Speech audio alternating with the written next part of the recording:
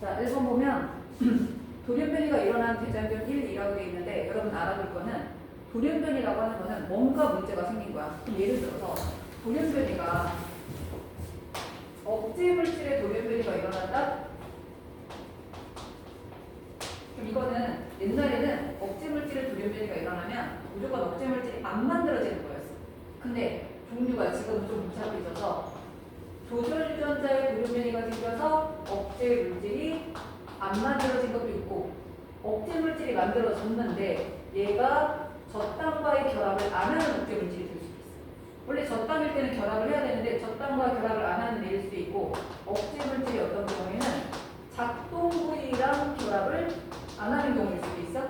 그럼 억제 물질이 만들어져도 작동 부위 결합을 안 하니까 오페론이 꺼지지 않는 그런 상황이 될 수도 있기 때문에 이거를 전부 다 봐줘야 돼. 똑같아. 작동 부위에 만약에 문제가 생겼다. 그럼 작동 부위가 없어질 수도 있고 작동 부위가 억제 물질과 결합을 안 하는 경우일 수도 있는 거야. 자, 그걸 보고 나면 자, 젖당과 억제물 단백질이 결합하고 있는지 여부를 봤는데 배지 A에서 젖당하고 억제물질이 결합을 했잖아요. 어쨌든 여기는 젖당이 있다는 소리지. 맞죠? A하고 B 중에 하나는 젖당이 있고 하나는 젖당이 없어야 되거든. 근데 젖당과 억제물질이 결합한 거 보니까 배지 A가 젖당이 있는 거고 배지 B가 젖당이 없는 거야 일단은. 자, 그다음 두 번째는 뭐냐면 억제물질과의 결합이 2번은 억제물질과 젖당과의 결합이 일어났으니까 얘는 어쨌든 억제물질이 젖당하고 결합을 한 상황이었다라고 봐야 돼. 맞지? 근데 그 위에 있는 애는 억제 물질과 젖당이 결합하지 않았어. 그러니까 얘가 무조건 어디에 문제 생긴 거야? 조절 유전자에 문제가 생겨서 억제 물질에 이상이 생긴 거야. 이건 맨날 늦어 그냥 점점 늦어. 찍은 척하고 있어요. 길 막고 있어. 누가 길을 막아? 누가 어떻게 길을 막으면 20분이나 늦어? 집이 어딘데? 길 막고 있어. 뭐래? 너 걸어왔잖아. 누가 찾아본 줄? 자, 그래서 어쨌든 1번은 억제 물질과 젖당이 결합하지 못했으니까 얘가 조절 유전자에 문제가 생긴 거야. 그러면 얘가 젖당이랑 결합을 안 했어. 그럼 어디에 가서 결합을 해야 돼? 원래대로라면 작동부에 결합을 하겠지. 맞아요? 그러면 우리 상황에서는 얘가 만약에 억제 물질이 안 만들어져서 그렇게 된 거라면 맞아? 억제 물질이 안 만들어진 거라면 젖당 분해 요소 합성이 돼야 돼. 맞아요? 근데 젖당 분해 요소 합성이 안 됐잖아. 그럼 무슨 소리야? 억제 물질이 만들어지기는 졌는데 그냥 젖당과 결합하지 않는 억제 물질이 생겼다라고 봐야 돼. 그럼 젖당하고 결합은 안 했지만 누구하고는 결합할 수 있는 거야? 작동 부위는 결합할 수 있다는 얘기지. 이해됐어요? 그래서 지금 1번은 조절 유전자에 문제가 생기기는 했어. 그런데 어떤 상황이냐면 젖당과 결합하지 않는 요 돌연변이가 생긴 거야. 젖당하고만 결합을 안 하는 거야. 누가하고는 결합하는 거야? 191. 누가하고는 결합하는 거야? 작동 부위에는 결합을 하는 거야. 그래서 이 RNA 중화조소가 전사하는 걸 방해를 해서 결국 젖당 분해요소 합성이 안 됐다라고 봐야 돼. 그럼 1번이 조절 유전자와 문제가 생긴 거니까 2번이 누구에 문제 생긴 거다? 작동 부위에 문제가 생긴 거야. 그런데 지금 여기 젖당과 억제 물질이 단백질이 결합을 했습니다. 맞죠? 그리고 나서 배지에 젖당이 있을 때 효소가 만들어진 상태다라고 봐야 돼. 그럼 결과적으로 무슨 얘기냐면 여기서는 작동 부위에 억제 물질이 결합하지 않은 상태라고 봐야 되겠죠. 무슨 말인지 알겠죠? 자, 그래서 1번은 조절 유전자의 돌연변이가 일어난 것이다. 맞고 1은 배지 A에서 억제 단백질이 작동 부위에 결합한다지. 젖당에는 결합하지 않았지만 작동 부위에는 결합을 했기 때문에 젖당 분해 요소가 만들어지지 않은 거예요. 그 다음 2는 배지 A와 배지 B에서 모두 억제 단백질이 합성된다. 얘는 작동 부위에 문제가 생겼기 때문에 조절 부위는 정상이에요. 그러니까 언제나 억제 단백질을 만들어낼 수 있다.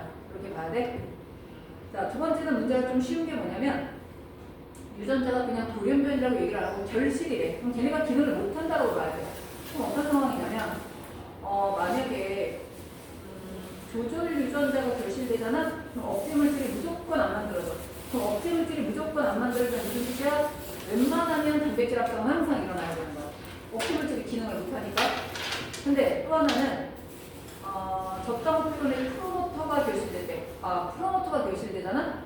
그럼 RNA 중합수가 결합을 못해. 그럼 이 돌연변이는 어떤 경우에도 단백질이 합성되면 안 돼. 효소가 합성될 수가 없는 상황이 되는 거야.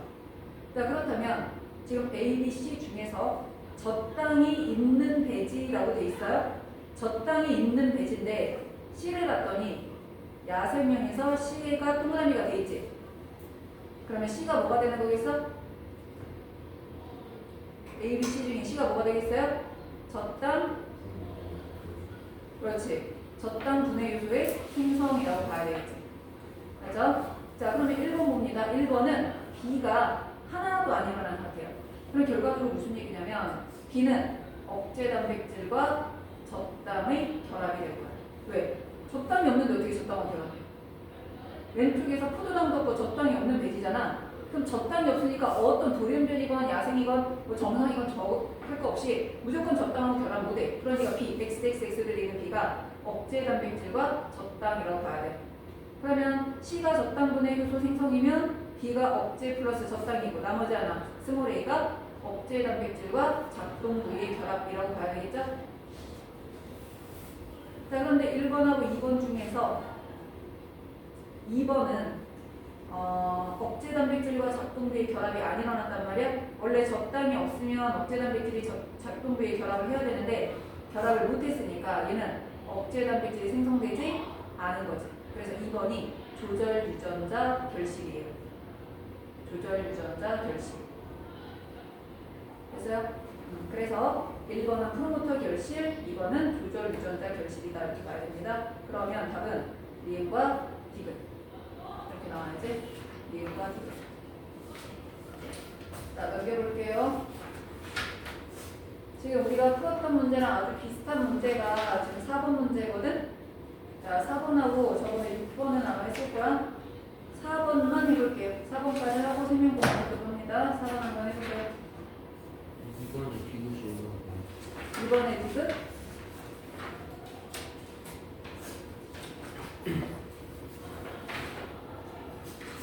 자, 기억은 오이다. 기억이 여기 있어. 기억은 적당분의 효소 생성이지 조절 유전자가 없어. 조절 유전자가 없으면 억제 물질이 안 만들어져. 그럼 얘가 작동부에 결합해서 방해를 못해. 그리고 효소가 생성돼야지. 그래서 5가 돼요. 자, 4번 한번 해주세요.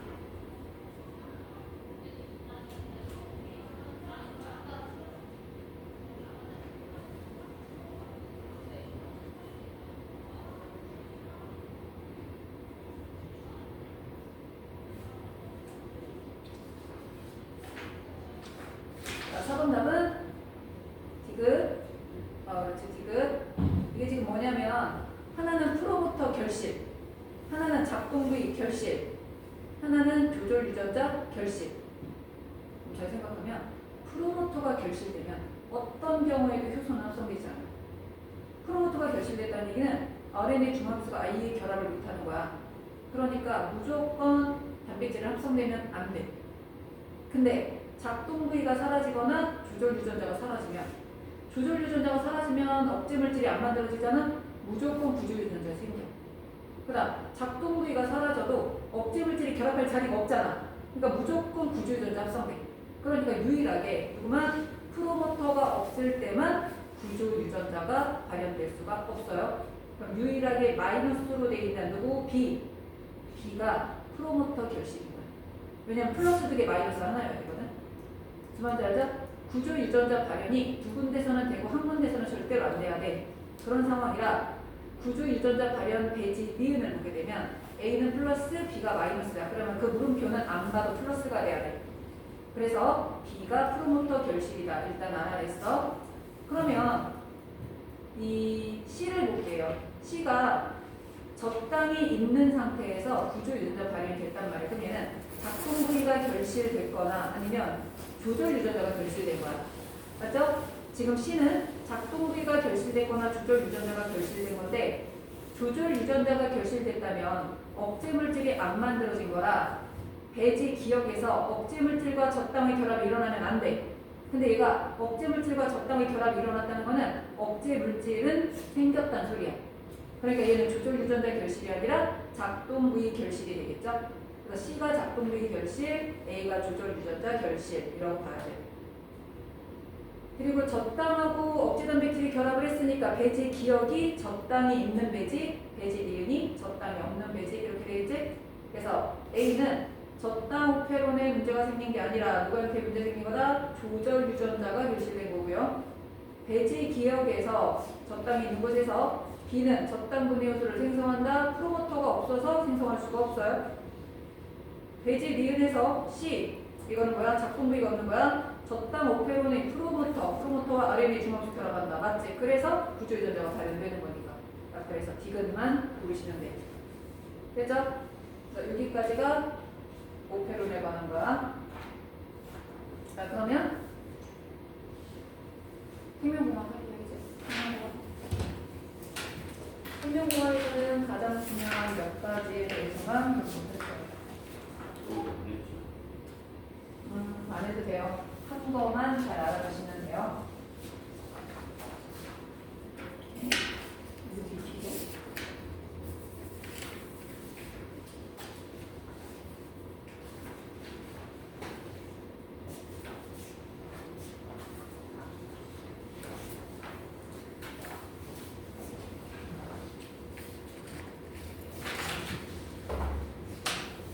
자, 여기서는 지금 유전자 제조학, 우리가 생명공학 기술이라는 거는 우리 몸에서 또는 다른 생물의 몸에서 일어나는 여러 가지 현상들을 일부러 공학적으로 갖다 쓰는 거야. 아예 없던 일을 우리가 만드는 경우도 가끔 있지만 대부분은 이미 생물들 사이에서 어떤 일이 일어나고 있는데 그걸 우리가 그것만 떼다가 사람한테 응용하는 경우를 말해. 그래서 테크놀로지, 바이올로지 합쳐가지고 우리가 이걸 유전공학, 생명공학이다 라고 말합니다. 자, 그럼 보세요. 그 중에 첫 번째가 유전자 제조학이라는 거예요. 유전자 제조학.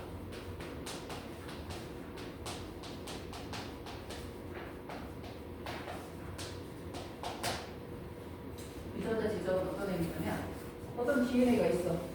근데 이 DNA에 다른 생물의 DNA를 끼워 넣어서 이렇게 하겠다라는 소리예요. 자, 어떤 DNA 중에 다른 DNA를 끼워 넣겠다라고 하는 거야. 교차가 아니야. 교차는 라제이가 있었는데 스몰A 유전자가 와서 라제이 치고 지가 끼어들어가는 건 스몰A잖아. 어떤 이거는 상동 염색체 대립 유전자끼리 자리를 바꾸는 거라 돌연변이라기보다는 어떻게 다양하게 되는 일반적인 방법인데 이게 만약에 사람의 유전자고 이게 사람의 유전자라면 여기 다른 사람의 유전자나 다른 생물의 유전자가 와서 끼어드는 거야. 예를 들면 여기 세균의 유전자가 끼어든다. 지금 이루시면 되는 거야. 이거를 유전자 제조학이라고 합니다. 그럼 유전자 제조학은 실제로 생물들 사이에서 일어나고 있을까? 일어나고 있어요. 어떤 경우가 있냐면 사람이 있는데 사람의 몸 안으로 바이러스가 들어오잖아. 그럼 사람의 몸 안에 들어온 바이러스는 DNA 또는 RNA를 가지고 있잖아. 이 핵산이 사람의 DNA 속으로 끼어들어가요. 그래서 마치 평상시에는 저도 사람의 DNA인 척하고 있어. 그래서 DNA 복제될 때 같이 복제되고 막 이러다가 이 생물체가 좀 약해진 것 같아. 그럼 얘를 어떻게 해보고 싶잖아? 그러면 그 DNA가 떨어져 나와서 그때부터 막 기능을 하면서 사람을 죽이거나 세포를 죽이거나 이렇게 하거든. 그래서 동물 바이러스들은 일반적으로 사람의 DNA 속으로 삽입될 수 있는데 이거를 이제 응용한 거야. 그래서 유전자 제조업은 언제 쓰려고 하는 거냐면 예를 들면 이거야. 어떤 사람이 당뇨에 걸렸어. 당뇨에 걸려서 인슐린이 필요한데 그러면 인슐린은 한 번 넣어준다고 치료가 되는 게 아니야. 매일매일 조금씩 계속 넣어줘야 되는데 인슐린을 죽어가는 생물들을 도축시켰을 때 그 죽은 애들의 이자 속에 있는 인슐린을 조금씩 뽑아다 썼단 말이야. 그러다 보니 양이 턱없이 부족한 거지. 인슐린 우리가 만들 수 있는 방법이 없을까라고 생각해서 사람의 윤신을 떼다가 다른 사람의 몸에 넣어주려고 보니까 인슐린 유전자가 없어서 인슐린을 못 만드는 게 아니었던 거야.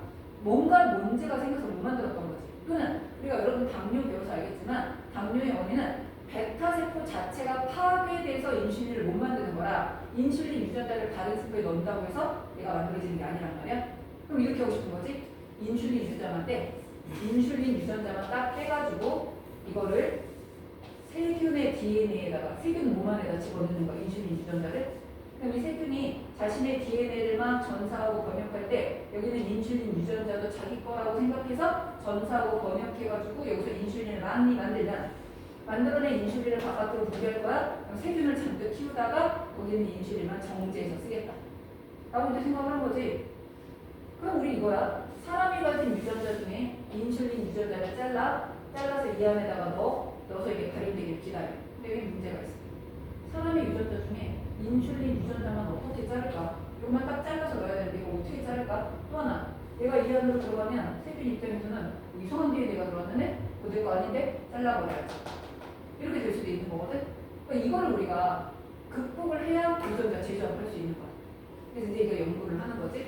자, 유전자 제조업에 필요한 세 가지 요인은 내가 지금 사용하고자 하는 목적 DNA. 지금 말한 걸로 치자면 인슐린 유전자가 필요해. 인슐린 유전자가 포함된 DNA가 필요한 거야. 그런데 얘를 집어넣으면 다른 사람한테 집어넣으면 그 사람도 자신만의 인슐린을 만들기 때문에 다른 사람의 인슐린을 여분으로 만들어줄 수가 없어. 그래서 이걸 뭐 돼지한테 넣겠다고 생각하면 돼지도 맨날 자기만 필요한 인슐린을 일부 만들기 때문에 더 많이 만들지 않아. 그래서 이거를 아주 단순한 세균한테 집어넣어서 세균이 만들어주면 그것만 추출해서 쓰겠다. 이 개념이야. 그래서 이거를 받아들여서 인슐린을 만들어줄 숙주가 필요해. 사람의 인슐린을 잘라다가 넣어주면 열심히 인슐린 유전자를 발현시킬 숙주가 필요해. 근데 아까 내가 말한 것처럼 그냥 무턱대고 집어넣으면 얘는 원핵생물 거고 얘는 진핵생물 거고 그러다 보니까 이거 나랑 다른 DNA인데 침입자구나 막 잘라버리려고 한단 말이야. 그래서 요 안에 몰래 들어갈 수 있도록 얘를 데리고 몰래 세균 안으로 들어가는 거야. 근데 세균이 좋아하는 DNA. 그 DNA가 들어오면 얘는 적이 아닌데 라고 생각하는 DNA에 몰래 감춰서 들어가는 거야. 이런 DNA를 벡터 또는 유전자, 운반체 DNA라고 얘기를 해.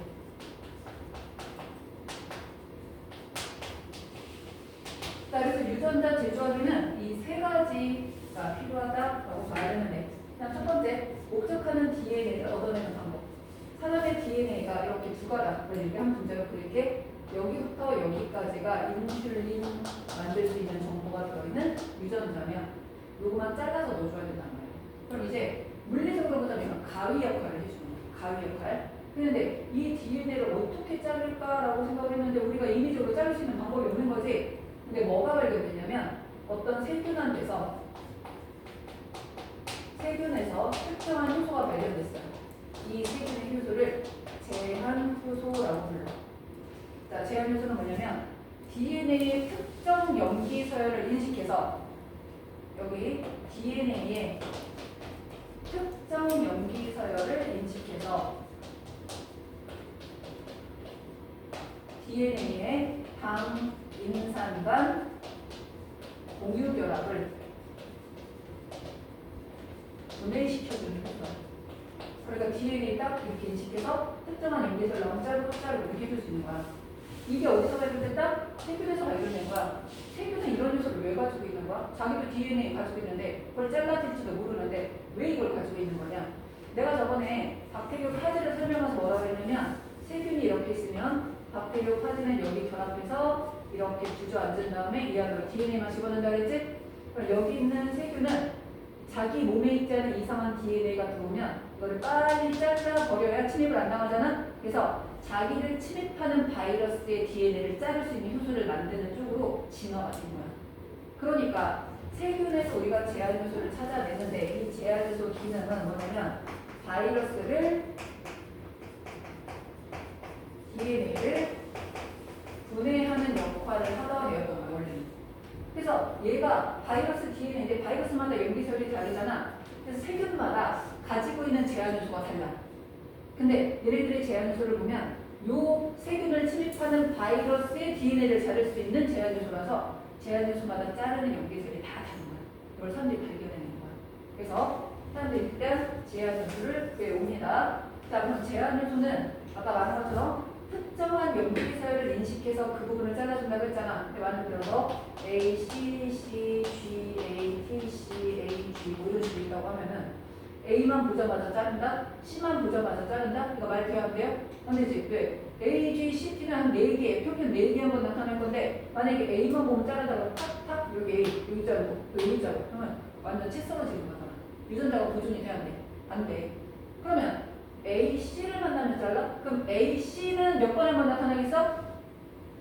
염기 16개가 지나면 한 번은 나타날 거 아니야. 이론상으로. 왜? 첫 번째 자리 넷 중에 하나, 두 번째 자리 넷 중에 하나. 그래서 A, C가 나타나는데 적어도 4의 2제곱번에 한 번씩 나타나. 그것도 안 돼. 그래서 제한 요소를 가만히 봤더니 제한 요소는 대개가 4자리에서 6자리 정도를 인식해서 자른 거예요. 많으면 8자리까지. 그래서 A, C, C, G까지 돼야 자르는 거야.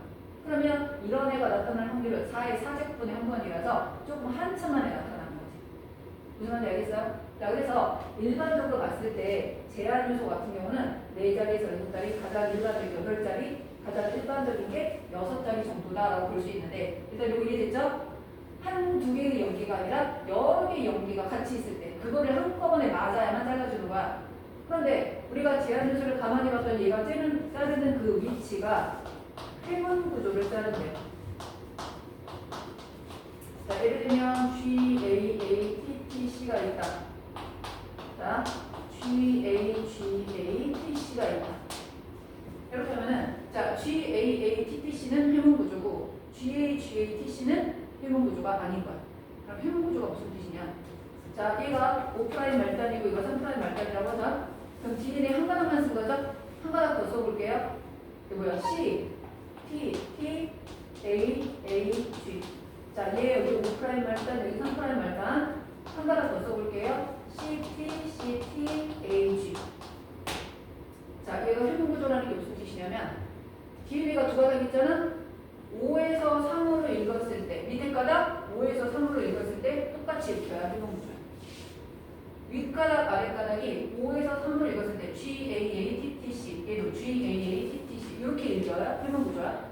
얘는 G, A, G, A, C, T, T, C. 얘는 G, A, T, C, T, C. 안 되잖아. 그래서 얘는 해문 구조가 아닌 거야. 그래서 이 제한 요소가 자르는 거 봤더니 해문 구조만 인식해서 자르더래. 그럼 7자리는 어떻게 할 거냐? 7자리는. 그럼 이거 7자리는 해문 구조 딱 안 맞아 떨어지잖아. 예를 들면 여기가 G가 들어갔어. 그럼 여기가 C가 들어가니까 이거 안 맞잖아요? 이렇게 홀수일 때는 가장 가운데 있는 애를 빼는 나머지가 해문 구조이면 되는 거야. 홀수일 때는. 그래서 봤더니 제한 요소가 그렇게만 자르더래. 그래서 제한 요소는 해문 구조를 인식해서 자른다는 특징이 하나 나와. 두 번째. 자, 그러면 G, A, T, T, C를 인식해서 자른다 치자. 도대체 어디를 자를 거야? 여기? 여기? 여기? 여기? 여기? 어디를 자를 거냐는 얘기지. 근데 자르는 걸 보면은 무슨 구조로 주로 자르냐면 점착성 말단을 만든대요. 점착성 말단이 무슨 뜻이냐면 G, T, T, C가 있으면 잘라. 그런데 어떻게 자르냐면 G하고 A 사이만 자르는 거야. 그래서 얘가 어디를 자르냐면 여기를 잘라. 얘도 여기를 잘라. 그럼 어떻게 되냐면 잘라진 다음에 모습이 이렇게 되는 거지. 이렇게 잘리는 거야. 그래서 얘가 G가 있었잖아. A, A, T, T, C.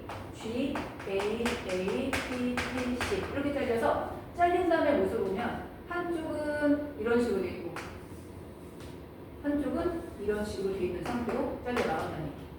이해됐어요? 그러다 보니 잘려지고 나서 DNA를 보면 잘려진 쪽이 이런 식으로 잘려지게 되더라. 자, 그래서 우리 제한요소에서 알아볼 거야. 제한요소는 특정한 염기서열을 인식해서 당 인산간 공유결합을 분해해 주는데 특정한 염기서열은 대개 4개에서 8개 사이가 된다. 이때 이 4개에서 8개 사이의 염기서열은 대개가 무슨 구조로 되어 있다? 회문 구조로 되어 있다. 그리고 제한요소를 우리가 유전자 공학에 유전공학에 사용하는 제한요소는 다 자를 때 무슨 말단으로 되어 있는 애를 점착성 말단으로 되어 있는 애들을 잘라주게 됩니다. 여기 이해됐죠? 그럼 제한요소는 이름을 붙일 건데 제한요소 이름을 어떻게 붙일 거냐? 제한요소가 종류가 진짜 많아서 이거마다 효소 이름을 붙이면 어떻게 효소 이름을 다 만들 수가 없어. 그래서 어떻게 하게 되냐면 자, 제한요소는 어디서 발견된다 그랬어요? 세균에서. 그럼 세균도 생물이니까 뭐가 있냐면 학명이라는 게 있어. 자, 사람의 학명은 뭐지? 호모 사피엔스. 사람의 학명은 호모 사피엔스. 사피엔스라고 한단 말이에요. 그거 배웠죠. 종속, 과목, 강문계. 그래서 분류의 가장 기본이 되는 단위는 종, 그 다음에 속 이렇게 되는데 학명은 속명, 종명 이렇게 불러. 그럼 사람의 속명이 사람 속에서 호모야. 사람 종에서 사피엔스야. 그러면 세균도 학명이 있는데 예를 들면 어세리치아라는 애가 있습니다. 어세리치아 콜리라고 하는 애가 있어요. 얘가 대장균의 학명이야. 어세리치아 콜리가 있는데 세균에서 사람도 마찬가지지. 속명은 앞글자가 대문자고 종명은 앞글자가 소문자야. 그러면 속명에서 큰 앞글자 하나랑 종명에서 소문자 2개를 떼면 이거를 에코라고 하지. 그 다음에 이 대장균에도 우리 배웠잖아. R형균, S형균 이렇게 있듯이 종류가 여러 개가 있을 거야. 그러면 균주명이야. 그럼 그 중에서 R형균이 만든 첫 번째 제한요소 에코 R1 이렇게 이름을 붙이는 거야. 다시 한번 제한요소 이름을 붙일 때는 발견한 세균의 첫자, 속명에서 한자 따와, 종명에서 두자 따와. 그리고 이거는 뭐야? 균주명이야. 그래면이 균주명. R형이냐, S형이냐, T형이냐 뭐 이런 것들. 이게 몇 번째 제한요소냐. 어떤 세균은 제한요소를 하나밖에 안 만들고 어떤 제한요소를 2개 만드는 세균도 있어. 그러니까 에코 R1이 될 수도 있고 에코 R2가 될 수도 있게 되는 거지. 이해됐어요? 그래서 거기 보면 생명공학에서 얘를 이용하는 분야가 있을 거야. 자, 일단 유전자 제조업에 반드시 필요한 요소라고 이제 나오게 될 건데 필요한 요소 중에 목적하는 DNA를 얻어야 돼. 그런데 목적하는 DNA를 얻을 수 있는 방법이 일단 뭐다? 제한 요소가 되는 거죠. 자, 제한 요소 기능에다 적으세요. 뭐라고 했지? 있었지? DNA 특정 염기서열을 인식해서 인산간 결합을 분해시켜주는 요소, 분리시켜주는 요소.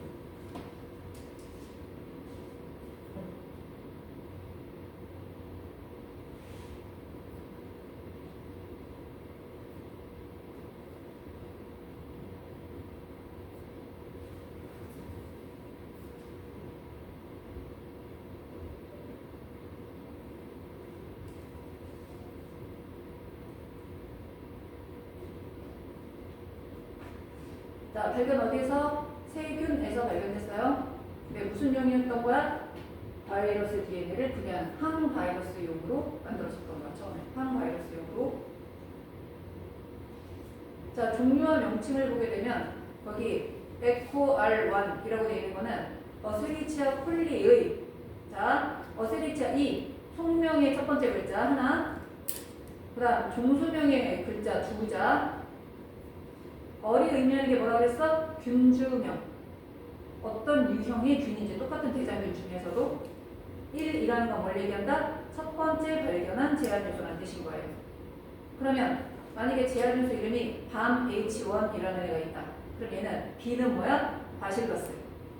바실러스라고 하는 속명에서 첫 글자를 가지고 온 거예요.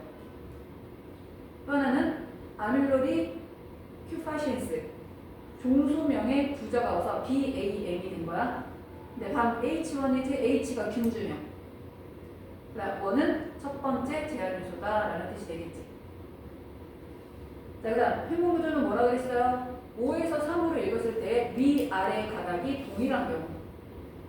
5에서 3으로 읽었을 때 위아래 가닥이 동일한 경우를 회문구조라고 해서 회문구조의 예를 하나 적어주세요. GAATTC.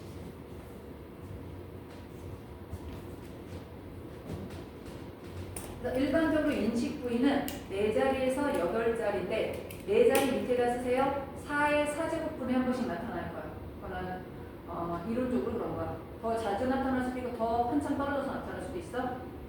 그 다음 8자리는 4의 8제곱번에 한 번씩 나타나겠지. 그러면 우리가 인슐린이라는 유전자가 여기부터 여기까지라고 했을 때 실제로 이걸 정확하게 자르는 게 아니라 예를 들면 여기부터 여기까지 자를 수도 있고 아니면 또 다른 제한 요소를 쓰면 뭐 여기에서 여기까지 자를 수도 있어. 근데 절대로 요 안에를 자르는 효소를 쓰면 안 돼. 적어도 이거보다는 멀리 있는 곳을 자르는 제한 요소를 써야 되겠지. 그래서 제한 요소 종류를 사람들이 많이 찾아놨어요. 찾아놔서 유용하게 쓰는 제한 요소가 상품화돼 있어요. 이걸 이용해서 우리가 부족하는 유전자를 잘라낼 수 있다라고 봐야 돼. 자, 그림은 이렇게 그렸지만 만약에 잘라내면 그 유전자는 어떻게 생겼다? 점착성 말단으로 되어 있기 때문에 자른 부위가 이런 식으로 되어 있을 거예요. 그래서 여기 말단, 여기 말단 이런 식으로 되어 있을 거예요. 이해됐죠? 그럼 내가 원하는 목적 DNA는 얻어낼 거고 이쯤에 인슐린 유전자가 포함되어 있다라고 보면 되겠지. 이해됐죠? 그래서 내가 목적하는 DNA를 얻는 방법은 누구를 이용해서 제한 효소를 이용해서 하게 될 거다. 자, 말단부에서 점착성 말단 한번 보세요. 자, 얘는 GGATTC야. GGATTC. 그러면 왼쪽에 오른쪽에서 왼쪽으로 읽어도 GGATTC. 그럼 얘를 잘랐을 때 보게 되면 이렇게 점착성 말단으로 나오게 된다는 거 알아주시면 돼요. 자, 그럼 잘라낸 이 유전자를 운반체 DNA에다 넣어야 돼. 자, 운반체 DNA를 다른 말로 뭐라고 한다? 벡터라고도 부르겠습니다. 그러면 우리가 일반적으로 벡터라는 애를 쓰게 될 건데 다시 말하면 이거를 가지고 숙주 안으로 들어갈 수 있는 운반체 DNA가 벡터가 될 거야. 그럼 벡터의 특징 첫 번째 뭐겠어? 우리가 자른 DNA를 벡터 안으로 집어넣어야 벡터 안으로 들어갈 수 있잖아. 그러니까 얘도 뭐가 있어야 돼? 제한 요소 인식 부위가 있어야 돼. 동일한 제한 요소 인식 부위. 만약에 우리는 잘라서 이렇게 집어넣는데 이 벡터는 잘라진 부분이 이렇게 DNA가 있다고 치자. 얘는 이렇게 돼 있어. 그럼 얘하고 맞겠어 안 맞겠어? 안 맞겠지? 그러니까 얘도 잘린 부위가 이렇게 비슷해야 얘랑 딱 맞아서 튀어나갈 수가 있게 된다는 얘기예요. 알겠죠? 그래서 동일한 제한 요소 인식 부위를 가지고 있어야 돼. 내가 잘라낸 DNA랑 두 번째. 그래서 얘네들을 붙였는데 세균이 얘를 안 받아들이면 아무 소용이 없는 거잖아. 그러니까 얘는 뭐야? 세균 내로 쉽게 유입이 돼야 돼. 세균이 쉽게 받아들여야 돼. 세 번째. 세균 안으로 들어갔는데 아무것도 안 하고 가만히 있어. 그럼 아무 소용이 없잖아. 우리가 가지고 들어간 DNA를 뭐 할 수 있어야 돼? 발현시킬 수 있어야 돼. 그리고 중요한 거, 내가 대장균에다 넣어서 인슐린을 많이 만들고 싶어. 그럼 뭐냐면 대장균에 들어간 이 인슐린 유전자가 대장균이 2마리, 4마리, 8마리 될 때 얘도 2배, 4배, 8배 됐으면 좋겠다. 그럼 무슨 얘기야? 세균 안에서 복제가 가능해야 돼. 계속 하나 넣어주면 하나 혼자 인슐린 만드는 양이 너무 적어서 아무 소용이 없어. 세균이 2마리, 4마리, 8마리, 1000마리 될 때 얘도 1000개까지 늘어날 수 있어야 돼. 그러니까 뭐야? 이 벡터는 세균 내에서 자가 복제가 가능해야 돼. 그래서 수가 같이 늘어날 수 있어야 대장균 1000마리를 모아놓고 1000마리가 만들어내는 그 인슐린을 우리가 정제해서 쓸 수가 있게 되는 거지. 네 번째, 내가 유전자를 자른다고 자르지만 가위로 대놓고 자르는 게 아니잖아. 제한 효소를 그냥 이용해서 자르는 거라 잘라도 쓸 수도 있고 안 잘라도 쓸 수도 있어. 왜? 내가 원하는 유전자를 잘라내기 위해서 사람의 유전자를 집어넣고 제한 효소 넣고 그냥 기다리는 거야. 몇 분 기다린다. 이게 프로토콜에 나와 있어. 그럼 그거 대로 이제 할 거야. 그럼 어떻게 해라? 꺼내냈어. 근데 진짜 잘렸을 수도 있고 안 잘렸을 수도 있지. 또 하나, 내가 잘라낸 유전자를 벡터랑 섞고 기다린다. 효소 처리하고 기다린다. 근데 얘가 이 안으로 들어갔을 수도 있고 안 들어갔을 수도 있는 거잖아. 그렇기 때문에 이 벡터 유전자 중에는 들어간다 안 들어간다를 확인할 수 있는 표지 유전자가 있어요. 얘가 세균 안으로 들어갔는지 안 들어갔는지 또는 얘가 내가 원하는 DNA를 포함시켰는지 안 시켰는지 확인할 수 있는 표지 유전자가 존재해야 돼요. 왜? 세균 안으로 들어가고 우리가 원하는 DNA를 가지고 있는 애만 대량 복제해야지 들어가지도 않는 애 대량 복제해봤자 개정기만 키우는 거잖아. 그래서 들어갔나 안 들어갔나를 확인할 수 있는 표지 유전자가 포함되어 있어야 돼요. 자, 일단 제한요소 인식 부위가 있어서 우리가 원하는 유전자를 끼어 들어가게 할 수 있어야 되고 끼어 들어간 유전자를 데리고 세균 안으로 쉽게 들어갈 수 있어야 돼. 들어간 다음에 여러 개로 복제가 돼서 양이 늘어날 수 있어야 돼. 들어갔나 안 들어갔나 우리가 확인할 수 있는 유전자가 존재해야 되는 거야. 그래서 우리가 가장 많이 사용하는 벡터는 바로 세균이 가진 플라스미드. 그럼 플라스미드가 뭐였죠? 세균이 가진 주 염색체 이외의 고리형 DNA. 세균 중에서는 플라스미드를 하나도 안 가진 애도 있어. 근데 플라스미드를 100개 가지고 있는 애도 있어. 그럼 세균은 플라스미드를 좋아하는 편이야. 왜 좋아하냐면 플라스미드의 아주 중요한 요소 유전자 항생제 저항성 유전자가 들어있어요. 무슨 얘기냐면 세균이 플라스미드가 없을 때는 항생제 처리하면 죽었어. 근데 어떤 애가 플라스미드를 가지게 됐잖아. 항생제 처리도 안 죽어. 그럼 무슨 얘기냐? 여러 세균이 있었는데 누구는 플라스미드가 있었고 누구는 플라스미드가 없었어. 근데 평상시에는 상관없었는데 사람이 항생제를 먹으니까 플라스미드가 없던 세균들은 다 죽어서 사라졌어. 그럼 누구만 남았어? 플라스미드가 있는 애만 살아남았지. 그래서 우리 주변에는 플라스미드를 가진 애들이 훨씬 많아. 그럼 세균이 같이 모여 살 때는 플라스미드를 서로 교환할 때도 있어요. 플라스미드를 교환하면 얘는 A를 처리할 때만 살았고 얘는 B를 처리할 때만 살았는데 얘네가 오래 살다 보면 A를 처리해도 살고 B를 처리해도 살아가. 다 교환을 해서 우리가 슈퍼바이러스, 슈퍼세균. 그래서 우리가 항생제 같은 거 처리할 때 제대로 된 항생제 처리하면 잘 안 죽고 막 완전히 여러 개의 항생제 처리해서 죽는 그런 경우가 생긴단 말이에요. 그래서 그런 경우에 플라스미드가 유전자 운반체로 작용을 하기 때문에 우리는 유전자 제조에서 벡터를 주로 플라스미드를 사용합니다. 플라스미드는 이런 조건이 있어야 된다. 자, 그럼 보세요. 플라스미드는 이렇게 고리형 DNA야. 그럼 내가 제한요소 처리할 거야. 얘한테 제한요소 처리하면 이 부분이 이렇게 잘릴 거야. 맞죠? 왜냐면 GAATTC 이렇게 있으면 이게 자를 거란 말이야. 그러면 얘를 살짝 벌려요. 그럼 얘는 이렇게 돼 있는 상태로 네.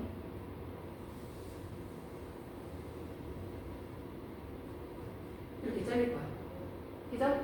여기를 지금 잘라서 이렇게 잘라놓은 거야. 그러면 우리가 아까 잘라놨던 그 DNA를 여기에다 딱 맞게 끼워 넣는데 끼워놓고 이게 안 붙으면 소용이 없잖아. 그러니까 여기다 무슨 처리하는 거야? DNA 연결 효소. 우리 라이게이스라고 배웠던 거 있죠? 이거 처리해서 여기가 완전히 잘 붙게 만들어줘야 돼. 그럼 이걸 뭐라고 한다? 제조합 DNA라고 불러요.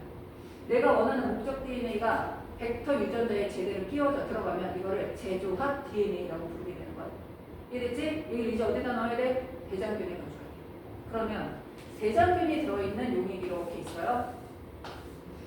그럼 여기 지금 대장균들이 막 여기 있을 거야.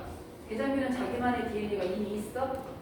여기에 우리가 플라스미드를 넣으면 플라스미드 중에는 내가 원하는 DNA를 가지고 있는 제조합이 성공한 이런 애들도 있을 거고 어떤 애들은 이거 안 가지고 있는 애들도 있을 거야. 내가 원하는 유전자랑 플라스미드를 갖다가 플라스미드한테 제한요소 처리했어. 그래서 좀 기다려. 얘가 잘라지길 기다리는 거야. 기다리고 저 유전자랑 얘를 섞었어. 섞고 나서 연결 요소를 처리했어. 붙기를 바래. 하지만 이렇게 잘랐었던 애가 연결 요소 처리가 지들끼리 다시 붙어버린 애가 생길 거야. 그러면 내가 원하는 DNA 들어가기 전에 지들끼리 붙어버리면 이렇게 되는 애가 그냥 생기는 거야. 그럼 세균 중에서는 얘를 받아들이는 애가 있을 거고 유전자 제조합이 제대로 된 애를 받아들이는 애가 있을 거야. 어떤 애는 아예 안 들어가는 애도 있을 거야. 세균이 워낙 많다 보니까 이런 애도 있고 이런 애도 있고 이런 애도 있어. 얘를 1번, 얘를 2번, 얘를 3번이라고 하자. 우리는 누구를 대량 배양해야 돼? 3번을 대량 배양해. 1번, 2번은 대량 배양해봤자 소용이 없어. 그래서 1번 버리고 2번 버리고 3번만 대량 배양해야 되는데 그럼 3번인 거를 알아내기 위해서 뭘 이용해야 돼? 표지 유전자를 이용해서 얘를 걸러낼 수 있어요. 여기 있겠지? 자, 그러면 내가 원하는 유전자를 세균을 선별하는 방법에 대해서 얘를 선별을 해야 되는데 아까 여기는 표지 유전자는 특정한 염기설을 가지고 있는데 가장 일반적인 표지 유전자가 아까 말한 항생제 저항성 유전자예요.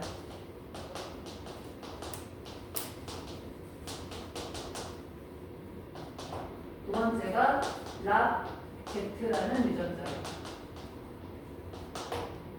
자, 항생제 저항성 유전자 먼저 볼게요. 자, 어떤 플라스미드를 이렇게 보잖아. 이 플라스미드는 여기에 암피실린이라는 항생제에 대해서 저항성 유전자가 있고 여기에는 테트라사이클린이라는 것에 대해서 저항성 유전자가 있는 거야. 자, 어떤 세균을 플라스미드를 봤더니 하나는 암피실린의 저항성이고 이쪽은 테트라사이클린이라서 세균이 얘가 없을 때는 암피실린 처리해도 죽었고 테트라사이클린 처리해도 죽었어. 근데 얘네가 들어가는 순간 암피실린 처리하고 테트라사이클린 처리하고 안 죽는 거야. 이런 세균이 있어요. 플라스미드가 있어요. 근데 내가 원하는 목적 DNA를 여기다 집어넣었어.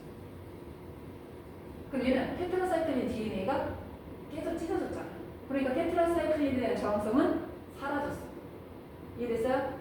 그리고 얘를 이제 시험을 할 거야. 내가 이렇게 큰 용기에 세균을 여러 개를 넣고 아까 같이 여기다 플라스미드를 집어넣었잖아. 그럼 이 세균들이 누군가는 받아들이고 누군가는 안 받아들여서 여러 종류의 세균이 있을 거야. 며칠 기다리면 얘네가 100마리, 200마리, 300마리가 될 거야. 여기다가 가느다란 침을 딱 꽂고 가느다란 침을 살짝 꽂아서 자, 시험관을 여러 개 준비하는 거야. 시험관이 아니라 페트리 디시를 준비해서 여기에다가 이렇게 발라놓고 다른 침으로는 여기다 발라놓고 다른 침을 여기다 발라놓으면 여기마다 살짝 바르고 나면 처음에는 표시가 안 나는데 하루나 지나잖아. 연고 짜는 것처럼 세균들이 엄청나게 많이 부풀어나서 이렇게 모양으로 세균이 생겨있어요. 그러면 얘를 1번, 2번, 3번, 4번, 5번, 6번, 7번, 8번 이름을 적고 여기에서 일부만 떼다가 실험했을 거야. 전체를 다 갖다 쓴 게 아니라 일부만 떼다 실험을 쓸 거야. 첫 번째 실험은 암피실린이 들어있는 곳에서 키워보는 거야. 여기서 조금씩 뺀 얘네들을 암피실린이 들어있는 곳에서 키워보는데 누군가는 여기에서 생장을 하고 누군가는 여기에서 생장하지 못하는데 세균은 세 종류인 것 중에 하나야. 아이에 플라스미드가 안 들어가네. 플라스미드가 들어갔는데 그냥 플라스미드가 들어가네. 플라스미드가 들어갔는데 우리가 원하는 DNA를 가지고 들어가네. 이렇게 세 종류가 있을 거야. 자, 우리는 누구를 대량배양해야 돼? 여기서 A, B, C가 있다면 C를 대량배양해야 돼. 자, 봅니다. 여기서 생장하는 애가 누굴까요, 중에? A, B, C 중에 살아남는 애가 누굴까? 암피실린이 들어있는 곳에서 B, 또 C. A는 아무것도 못 가지고 들어왔어. 플라스미드가 없어. 그러니까 암피실린의 저항성 가진 유전자가 없어. 그래서 암피실린 있는 곳에서 무조건 죽고. 그래서 A는 죽고 B하고 C가 사는 거야. 그럼 A는 왜 죽은 거야? 뭐에 실패한 거야? 세균 내로 유입되는데 실패한 거야. 세균으로 못 들어간 거야, 플라스미드가. 그래서 그러면 A가 그렇게 될 건데 번호로 따지니까 여기가 1, 2, 3, 4였고 여기가 5, 6, 7, 8이었어. 그럼 5, 6, 7, 8이면 나 페이지 처분해야 돼. 얘는 못 쓰는 거예요. 그럼 1, 2, 3, 4만 남은 거야 지금. 그것들을 살아있는 1, 2, 3, 4들 다시 조금씩 떼와서 이번에는 테트라사이클린이 있는 곳에서 키워봅니다. 그럼 여기서 생장을 하는 애가 있을 거고 여기서 생장하지 못하는 애가 있을 거야. 자, 이 중에 누가 생장할까요? C가 생장을 할까요? B가 생장을 하지. C는 테트라사이클린 고장났잖아 지금. 내가 유전자 집어넣는 바람에 테트라사이클린 고장났잖아. 그럼 테트라사이클린 있는 곳에 살아 죽어. 못 살아. 이게 B고 얘가 C야. 누가 성공한 거야? 얘가 성공한 거야. 그러면 얘는 뭐에 실패한 거야? 유전자 재조합에 실패한 거야. 그러면 C가 죽었잖아? 근데 여기서 살아남는 애가 1번하고 2번이고 여기가 죽은 애가 3번하고 4번이라고 치자? 그러면 1번하고 2번도 실패했으니까 폐기 처분해. 3번, 4번을 뽑아왔던 여기 있는 애들만 대량배양하면 되는 거야. 알겠죠? 그래서 이거는 항생제를 이용해서 선별을 한 거야. 이해됐어? 자, 그러면 이거 말고 선별하는 방법이 하나 더 있어요. 시험 문제 나온 것 중에. 자, 이번에는 이거야. 어떤 플라스미드는 상통합인 플라스미드 중에 누구는 여기는 암피실린에 대해서 저항성을 가지는 유전자야. 여기는 락제트라는 유전자가 있는데 락제트라는 유전자는 X갈이라는 물질이 있어. 얘를 분해하는 유전자야. X갈이라고 하는 애는 원래 푸른색을 띠는데 만약에 분해가 돼버리면 흰색이 돼. X갈이라는 유전자를 분해하는 그 유전자가 있고 효소를 만드는 유전자가 있는데 만약에 X갈이 그 효소랑 만나면 원래는 청색이었다가 효소에 의해서 분해되면 흰색이 되는 거야. 요거 이해됐어요?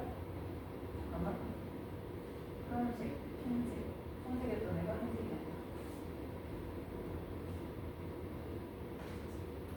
그러면 X갈을 분해해서 청색이었던 흰색이 된다. 색깔이 헷갈리네. 그러면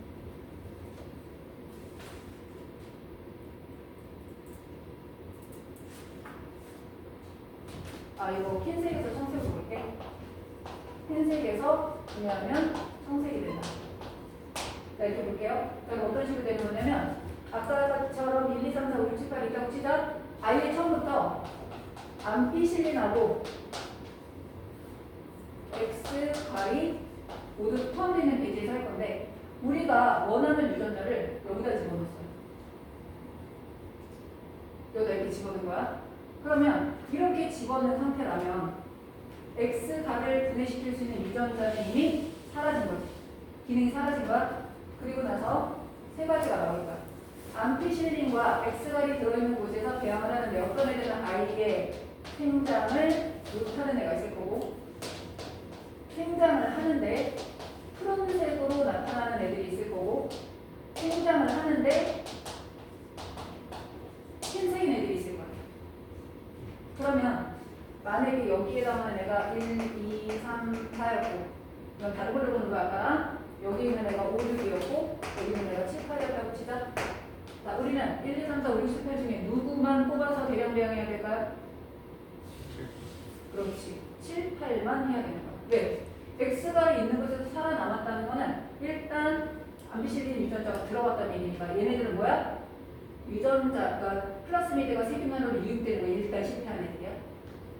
푸른색이 됐다는 거는 X가를 분해하는 능력이 살아남았다. 락제트 유전자가 여전히 존재한다. 그래서 얘만 갖다가 대량배양을 해야 됩니다. 이해됐죠? 이런 방법으로 제조하기 성공했는지 아닌지를 이제 확인을 하게 되는 거거든. 자, 그러면 잠깐 쉬었다가 이제 풀어볼게요.